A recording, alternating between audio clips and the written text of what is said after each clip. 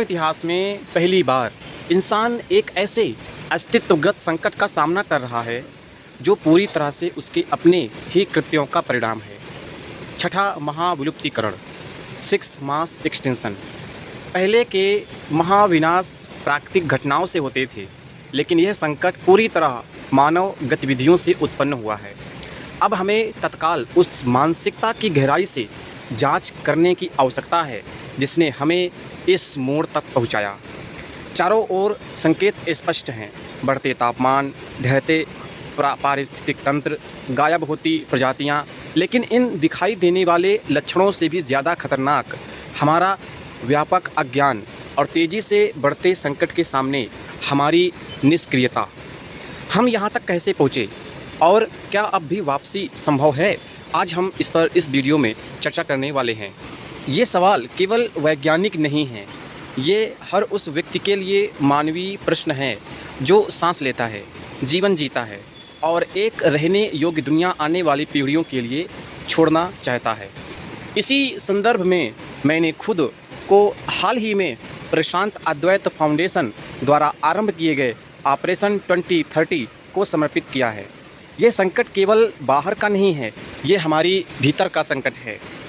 Foundation का यह गहन विश्वास रहा है कि जलवायु संकट का समाधान सिर्फ राजनीतिक और तकनीकी नहीं हो सकता। यह संकट मानव की प्राचीन उपभोग प्रवृत्ति की उपज है, जो आज जनसंख्या विस्फोट, प्रति व्यक्ति उपभोग और वैश्विक खुशहाल जीवन के भ्रम में दिखाई देती है, जो कहता है कि ज़्यादा उपभोग का मतलब है ज़्यादा सुख। लेकिन यह संकट हमारे भीतर जन्म लेता है। पिछले एक दशक से फाउंडेशन का प्रयास रहा है इस बात को अधिक से अधिक लोगों और नीति निर्माताओं तक पहुंचाया जाए। पुस्तकों, वीडियो, ज्ञान साहित्य और सूचना अभियानों के जरिए। इसी प्रयास का अगला कदम है ऑपरेशन 2030, एक आपातकालीन आह्वान जिसका उद्देश्य है जलवायु संकट, उसकी उत्पत्ति की प्रक्रियाएं और उससे हमारी जिम्मेदारी को लोगों के सामने रखना। क्योंकि किसी भी गहरे परिवर्तन से पहले लोगों को पहले समस्या की पूरी गहराई और कारणों को समझना होगा। उपभोग और कार्बन साथ साथ चलते हैं। ऑपरेशन 2030 को समझने के लिए हमें कार्बन इतिहास को देखना होगा। तो चलिए सबसे पहले हम अब इस वीडियो को यहाँ से जो हमारा मुद्दा है उस पर बात करते हैं कि कार्बन का जो भी उपभोग है और जो कार्बन साथ साथ चलते हैं इसका क्या मतलब है। बात करें सन 1750 में वायुमंडल में कार्बन डाइऑक्साइड का स्तर था लगभग 270 भाग प्रति मिलियन, जिसको बोलते हैं ppm।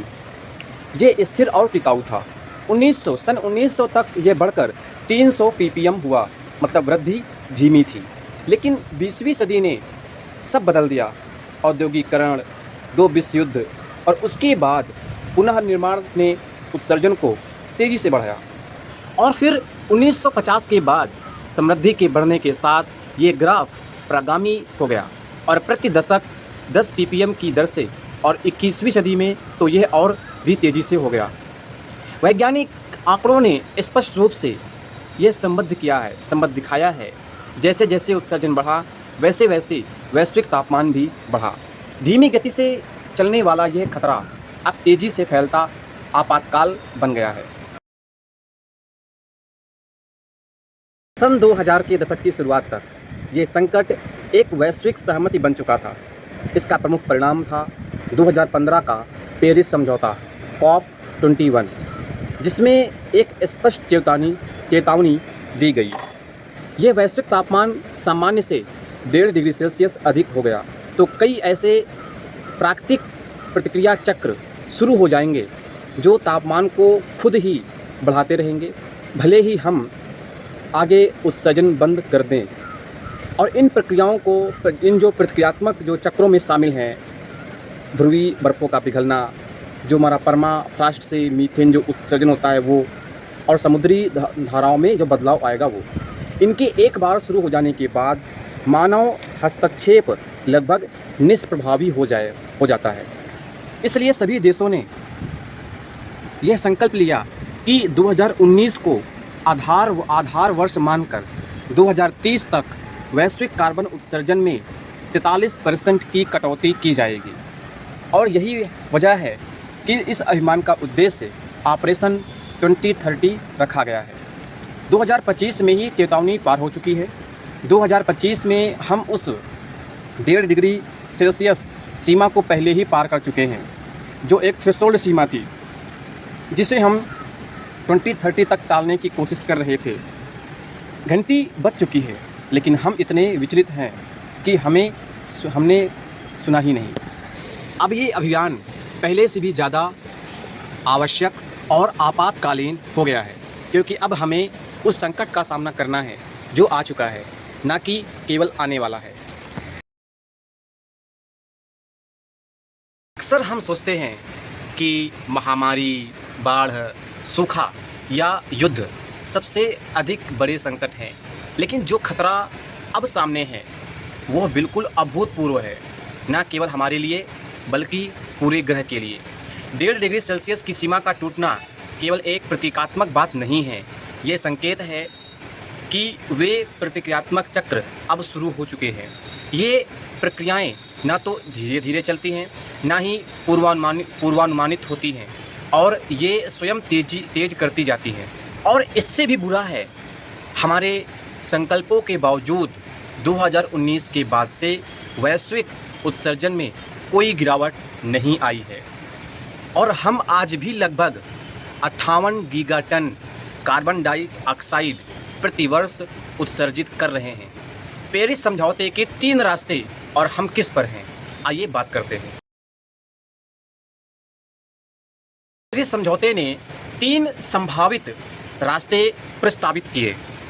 हरा रास्ता, जो कि बता रहा है कि 2030 तक उत्सर्जन को 30 गीगाटन पर लाना, जिससे हम 1.5 डिग्री सेल्सियस के भीतर रह सकते थे। अगला है पीला रास्ता, ये कहता है 2030 तक उत्सर्जन को 39 गीगाटन तक लाना, जिससे 2 डिग्री सेल्सियस वृद्धि और प्रतिक्रियात्मक चक्र शुरू हो सकते थे। अगला है लाल रास्ता, कोई ठोस कमी नहीं, जिससे तापमान 3 डिग्री सेल्सियस से ज़्यादा बढ़ेगा, फिर कोई ऊपरी सीमा नहीं रह जाएगी। तो 2025 तक हम भी 58 गीगाटन से ऊपर हैं, मतलब कि हम लाल रास्ते पर चल रहे हैं।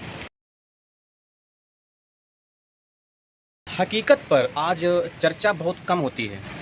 राष्ट्रीय मीडिया, मनोरंजन चैनल और समाचार पत्र सब लगभग मौन हैं, लेकिन यह चुप्पी बहुत महंगी साबित हो रही है। इसलिए ऑपरेशन 2030 जरूरी है, ताकि यह सत्य दोबारा केंद्र में आ सके। जलवायु अन्याय। जलवायु अन्याय, सबसे कम दोषी, सबसे ज़्यादा पीड़ित। यह समझना जरूरी है कि इस संकट को पैदा कौन कर रहा है।